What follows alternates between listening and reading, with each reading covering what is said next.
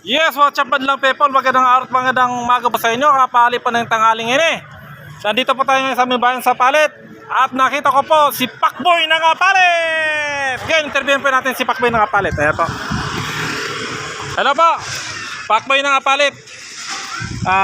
Kamusta po kayo? Okay lang po. Ayan ha. O, so, ano masasabi niyo kay Pakboy? Na malungkot si Pakboy ngayon. Ano po masasabi niya sa kanya? Mensahe lang sa kanya. Kailangan ba niya seryosohin yung nangyari sa kanila ni Cherry White o pabayaan niya na lang? Ano, pabayaan na lang?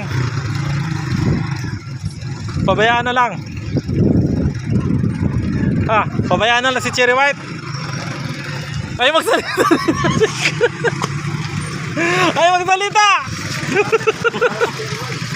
Ano ka sabihin? Pabayaan na lang si Cherry White doon na sumama kay Boy Tapang. Pabayaan na lang po natin. Ayaw mahihain to kayo pag kami dalawa nito tatawa na kayo. O dalawa kami. Ano masasabi mo doon kay Cherry White? Iniwan niya si Pakboy. Bayaan na? Abaya. Bayaan na. O si Boy Tapang, alagaan mo na lang si Cherry White. O alagaan na lang. Oy Pakboy ito si kuya mo. Punta ka lang dito sa amin sa Palit. Ayan. Si kuya mo Pakboy to ng Palit. Pasipag to. Ayan lagi yan nagta-tricycle.